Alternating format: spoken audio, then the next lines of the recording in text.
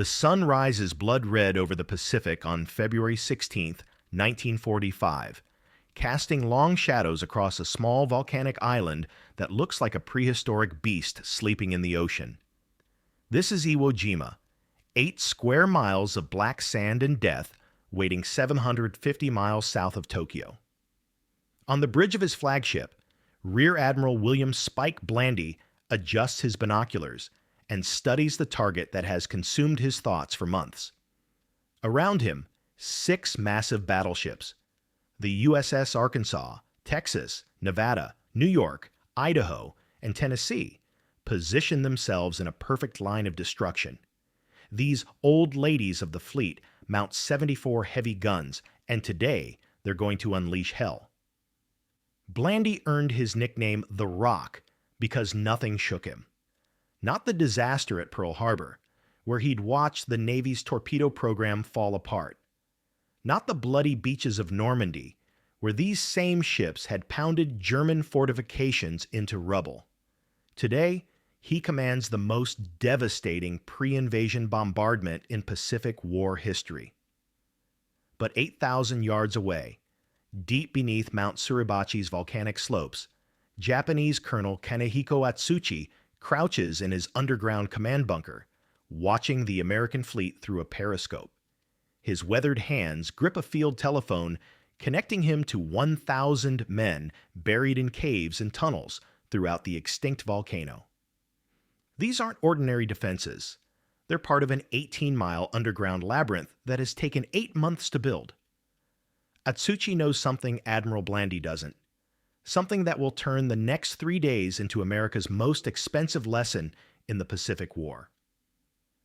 The morning air carries the smell of sulfur from Iwo Jima's volcanic vents, but soon it will reek of cordite and death. In a few hours, the most powerful naval bombardment in history will begin. When it ends, both sides will discover that brute force means nothing against an enemy who understands that the real battle happens where you can't see it. The question that haunts every military planner is about to be answered in the most brutal way possible. What happens when unstoppable force meets immovable will? As Blandy raises his hand to signal the bombardment, 30,000 Marines crowd the decks of transport ships beyond the horizon, watching the show that's supposed to clear their path to victory. They have no idea they're about to witness the birth of modern warfare's most terrifying truth, that sometimes, the more you destroy above ground, the deadlier what waits below becomes. The clock reads ZO 600. In 60 seconds, the Pacific War's bloodiest chapter will begin not with a Japanese attack, but with an American one that will fail so catastrophically that it changes the course of history itself. To understand what's about to unfold, you have to go back 8 months to June 1944, when Lieutenant General Tadamichi Kuribayashi first set foot on Iwo Jima. Unlike every other Japanese commander in the Pacific, Kuribayashi had lived in America. He'd studied at Harvard, knew American industrial might, and understood that Japan couldn't win this war through conventional means. Standing on Iwo Jima's black beaches, watching his engineers survey the terrain, Kuribayashi made a decision that would redefine warfare itself. He would not fight the Americans at the water's edge, where previous Japanese defenders had been slaughtered by naval gunfire. Instead, he would let them land, let them celebrate, let them think they'd won, and then kill them from positions they never saw coming. The Americans will come, he told his officers, and when they do, we will make them pay for every yard with their blood. What Kuribayashi built over the next 8 months was unprecedented in military history. Using Iwo Jima's natural caves and volcanic fissures, Japanese engineers blasted an underground city. Command bunkers 75 feet below ground, connected by tunnels wide enough for trucks. Artillery positions carved into Mount Suribachi's heart, with firing ports disguised as natural cave openings. Storage rooms filled with ammunition, water, and medical supplies. Barracks for 21,000 men who would live like moles for months. Every position was designed to survive naval bombardment. Every tunnel had multiple exits. Every gun emplacement could support two others with crossfire.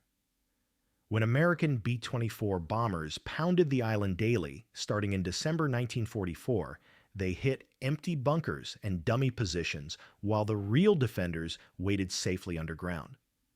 Admiral Blandy knew none of this as his bombardment plan took shape. 3 days of shelling would precede the Marine landing, 4 times the firepower used at Tarawa, where similar defenses had been obliterated in hours. Marine commanders begged for 10 days of bombardment, but Blandy was confident 3 would be enough. "We'll blow that island off the map," he told his staff. "Nothing can survive what we're about to throw at them." At 08:03 on February 16th, the USS Tennessee's 14-inch guns roared to life. The sound is indescribable, a physical force that shakes the ocean itself.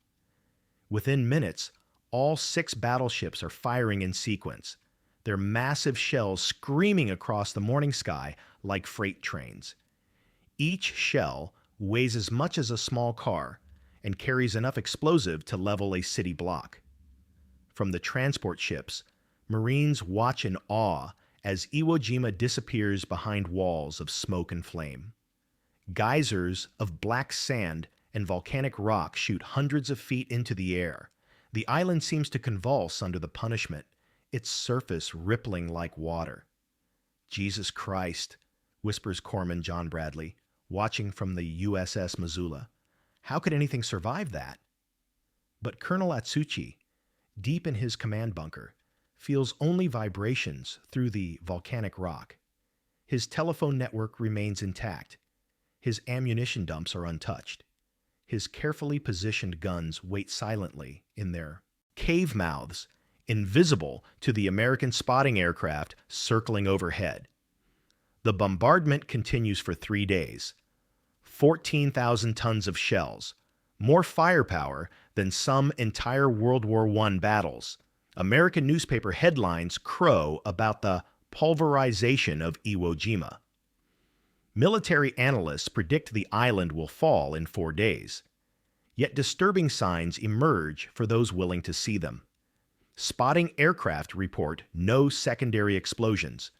Ammunition dumps aren't detonating. No major fires burn beyond the initial shell impacts. Most troubling of all, Japanese anti-aircraft guns keep firing from positions that should have been obliterated hours ago. Lieutenant Commander Frank Peterson, flying spotting missions for the 5th Marine Division, radios back troubling reports. "I'm seeing muzzle flashes from caves that should be rubble. These positions are dug deeper than we thought." Admiral Blandy dismisses such concerns. His battle damage assessments show extensive destruction across the island. Aerial photographs reveal countless shell craters, demolished buildings, shattered airfields. By any measure, the bombardment is succeeding. But deep beneath Mount Suribachi, Colonel Atsuchi studies his maps and checks his communications with growing satisfaction. The Americans are firing at shadows, wasting their ammunition on empty positions while his real defenses remain untouched. His men report minor damage from near misses, but the tunnel network holds. As the 3rd day of bombardment draws to a close, Atsuchi issues his final orders. Tomorrow, when the Marines land, his men will wait.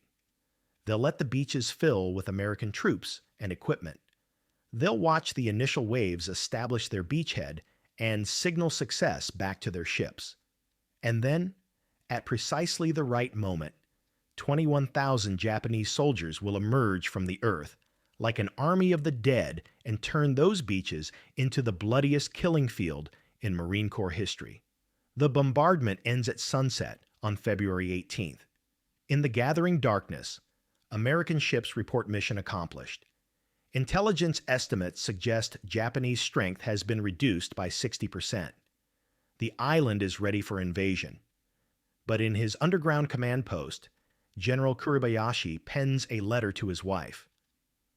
"The Americans believe they have weakened us. Tomorrow they will learn that some things cannot be destroyed by fire from heaven. Tomorrow they will learn that the earth itself can fight back. As night falls over Iwo Jima, 30,000 Marines prepare for what they expect to be a routine landing. Above ground, the island looks like the surface of the moon, cratered, blasted, lifeless. Below ground, an army waits in perfect readiness to spring the deadliest trap in Pacific War history. February 19th, 1945. H hour, 0900. The morning breaks clear and calm over Iwo Jima, with perfect conditions for an amphibious landing. Aboard the transport ships, 30,000 Marines crowd into their landing craft, many joking nervously about the easy day ahead. The 3-day bombardment has left the island looking like a moonscape. Surely, nothing could have survived that hell. Private Jim Naughton of the 28th Marine Regiment climbs into his Higgins boat, loaded down with rifle, ammunition, and field pack. Around him, his buddies are uncharacteristically quiet. Nobody talked, he would later recall. God only knew what was ahead of us. At 0859, precisely on schedule, the first wave of LVT amphibious tractors churns toward Iwo Jima's southeastern beaches. Behind them, waves of Marines follow in sequence, timed to hit the beach every 5 minutes like clockwork. It's the largest amphibious assault in Pacific War history, a perfectly orchestrated ballet of sea power and Marines. Admiral Blandy watches from his flagship as the first LVTs touch the black volcanic sand. His spotters report no enemy fire, no resistance. The bombardment has worked exactly as planned, but those black beaches hold a terrible secret. The sand isn't just dark. It's made of volcanic ash so fine that men sink to their ankles with every step. Running is impossible. Digging foxholes is like trying to shovel water. The Marines who stumble off their landing craft find themselves trapped in nature's own killing ground. Lieutenant Colonel Chandler Johnson of the 2nd Battalion, 28th Marines, watches his men struggle forward in slow motion, weighed down by equipment and fighting the treacherous footing. Behind them, more landing craft arrive every 5 minutes, creating exactly the target-rich environment General Kuribayashi has been waiting for. For 30 minutes, an eerie calm settles over the beaches. Marines push inland, securing their objectives with surprising ease. Some begin to believe the bombardment actually worked. Radio reports flow back to the fleet. Landing proceeding according to plan, light resistance. Deep beneath Mount Suribachi, Colonel Atsuchi watches through his periscope as the beaches fill with American troops and equipment. Trucks bog down in the sand. Artillery pieces sink to their axles. Ammunition dumps stack up in neat, vulnerable piles. When he counts 10,000 Marines crowded onto the narrow beachhead, he picks up his telephone. "All stations," he speaks calmly into the receiver, "commence firing." The earth erupts. From hidden positions throughout Mount Suribachi, Japanese artillery opens fire with scientific precision. Every gun has been pre-sighted on specific zones of the beach. Every range has been calculated and tested. Shells begin falling among the Marines with mechanical regularity, one every few seconds, perfectly placed to inflict maximum casualties. But it's not just Mount Suribachi. Across the entire island, 21,000 Japanese soldiers emerge from their underground positions like an army of the dead. Machine guns chatter from cave mouths that should have been obliterated. Mortars fall like deadly rain from positions that don't appear on any American map. Artillery pieces fire from bunkers that survived 3 days of the heaviest bombardment in Pacific War history. Private Naughton finds himself pinned down in the black sand, unable to move forward or back as Japanese fire sweeps the beach in systematic patterns. It was like they had the whole area dialed in, he remembered. Every few yards, another shell would land exactly where they wanted it. The Marines are trapped. Behind them, the ocean. Ahead, a 15-foot terrace of volcanic ash they can't climb. Around them, perfectly coordinated fire from positions they can't see. Men begin falling by the dozens, then by the hundreds. Lieutenant Colonel Johnson, watching his Marines die in the killing ground, makes the decision that will define his legacy. Standing up in the hurricane of fire, he bellows at his men, "Okay, you bastards, let's get the hell off this beach." It becomes the rally cry of Iwo Jima. Marines who can't run begin crawling forward through the deadly sand, using sheer will to overcome the trap that has been set for them.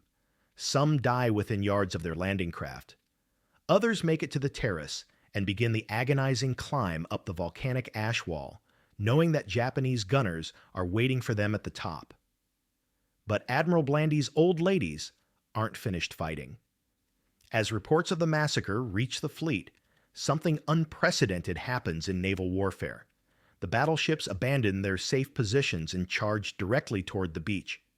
Captain Harold "Pop" Grosskopf of the USS Nevada makes a decision that breaks every rule in the naval handbook. He orders his ship to close to 2,500 yards, point-blank range where a lucky Japanese shell could sink his battleship. But his Marines are dying, and nothing else matters. At 1512, Nevada's 14-inch guns open fire in direct fire mode, like massive rifles aimed at specific targets. Grosskopf has spotted muzzle flashes from a cave complex east of the beaches. Guns that have survived 3 days of bombardment are still killing his Marines. Nevada's first salvo screams across the water in a flat trajectory, striking the cliff face with pinpoint accuracy. The explosion is visible from every ship in the fleet, a column of smoke and debris that rises 500 feet into the air. When it clears, an entire section of the cliff has been blown away, along with the Japanese gun position hidden inside. "That's how you do it," shouts a Marine artillery observer watching from the beach. Get those Navy boys in close where they can see what they're shooting at. Other battleships follow Nevada's lead. The USS Tennessee moves to 3,000 yards. The USS Idaho closes to 2,800 yards. For the first time in the battle, American firepower is being applied with surgical precision against targets that are actually there, not just suspected positions marked on outdated maps, but the damage is already done. By nightfall on February 19th, the Marines have established their beachhead, but at a cost that shocks even veteran commanders. 2,500 casualties in a single day, including 519 killed in action. The beaches are littered with wrecked equipment and wounded men, while Japanese artillery continues to fall throughout the night. Corporal Charles Johnson of the 3rd Battalion, 28th Marines, crawls into a shell hole as darkness falls and tries to process what he's witnessed. "I looked at the beach, and it was like hell on earth," he would write in his diary. "Bodies everywhere, equipment burning, and we still don't know where they're firing from." The 3-day bombardment, 14,000 tons of shells, the most devastating pre-invasion barrage in Pacific War history, has failed catastrophically. Instead of destroying Japanese defenses, it has merely driven them underground where they've become deadlier than ever. The Marines have landed successfully, but they've walked into the most sophisticated trap ever devised in warfare. As the first night on Iwo Jima descends, both sides understand that everything has changed. This won't be a 4-day battle, as predicted. It will be a 36-day nightmare that redefines what it means to fight for every inch of ground. The Japanese have proven that underground fortifications can survive any bombardment. The Americans have learned that sometimes the most powerful weapons in the world are useless against an enemy who refuses to fight on your terms. Admiral Blandy's old ladies will continue firing for 5 more weeks, eventually expending more ammunition than some entire World War I campaigns. But they'll never again have the luxury of believing that firepower alone can win battles. The age of underground warfare has begun, and Iwo Jima is its bloody baptism. Colonel Atsuchi, still alive in his Mount Suribachi command bunker, allows himself a moment of satisfaction as he surveys the day's work. His carefully planned defenses have performed exactly as designed, but he knows this is only the beginning. Tomorrow, the real battle starts, and it will be fought not on the surface, but in the dark tunnels and caves where his men wait like patient spiders for the Marines to come hunting them. 36 days later, the guns finally fell silent on Iwo Jima. When the smoke cleared and the final casualty counts were tallied, the numbers told a story that military planners are still trying to understand today. Admiral Blandy's old ladies had fired more than 14,000 tons of shells, enough explosive power to level a major city. The Marines had taken their objective, raising the American flag on Mount Suribachi in the most iconic photograph of World War II. Victory was achieved, but at a cost that shook the American military to its core. 6,800 Marines killed in action, 19,000 wounded. The only battle in World War II where American casualties exceeded Japanese losses. The bloodiest 36 days in Marine Corps history, all over, because a 3-day bombardment failed to accomplish what it was designed to do. Colonel Kanehiko Atsuchi never lived to see the final outcome. He died in his Mount Suribachi command bunker, fighting to the last man as his tunnel network was systematically cleared by Marines using flamethrowers and demolition charges. His body was never found, likely entombed forever in the volcanic caves he had defended so brilliantly. But Atsuchi's legacy lived on in the man who had taught him everything about underground warfare. General Tadamichi Kuribayashi took the lessons learned at Iwo Jima and applied them on an even larger scale at Okinawa, where Japanese forces would inflict 82,000 American casualties in their final desperate stand. The psychological impact of these battles reached all the way to the White House, where President Harry Truman faced an impossible decision. Military planners estimated that invading Japan's home islands would cost 1 million American casualties, largely because the Japanese had perfected the underground fortress strategy that made naval bombardment useless. Rather than watch his Marines die in countless more Iwo Jimas, Truman authorized the use of atomic weapons against Hiroshima and Nagasaki. The bombs that ended World War II were, in a very real sense, the direct result of Admiral Blandy's failed bombardment and the underground fortress strategy it couldn't defeat. The lessons of Iwo Jima echoed through every subsequent American conflict. In Vietnam, tunnel networks at Cu Chi proved nearly impossible to destroy with conventional firepower. In Afghanistan, cave complexes in the mountains required ground troops to clear them one by one. In Iraq, insurgents used the same principle of hiding underground and emerging to attack before disappearing again. Modern military doctrine now recognizes what the Japanese discovered in 1944, that in warfare, intelligence and preparation often matter more than raw firepower. Today's bunker buster bombs and precision-guided munitions are direct descendants of the problems first encountered off Iwo Jima, where the most powerful bombardment in history failed because it was aimed at the wrong targets. The human cost extends beyond numbers. Lieutenant Colonel Chandler Johnson, who rallied his Marines with his famous battle cry, was killed by a Japanese sniper just days before the island was declared secure. He never lived to see the flag-raising ceremony that made his regiment famous, never knew that his words, "Let's get the hell off this beach," would become part of Marine Corps legend. Captain Pop Grosskopf of the USS Nevada, who broke naval protocol to save Marines on the beach, would be haunted by the casualties his ship couldn't prevent. Years later, he told his family that Iwo Jima was the only battle where he felt his guns had failed the men they were supposed to protect. Today, Iwo Jima remains largely uninhabited, its black beaches and volcanic caves serving as a natural memorial to one of warfare's most bitter lessons.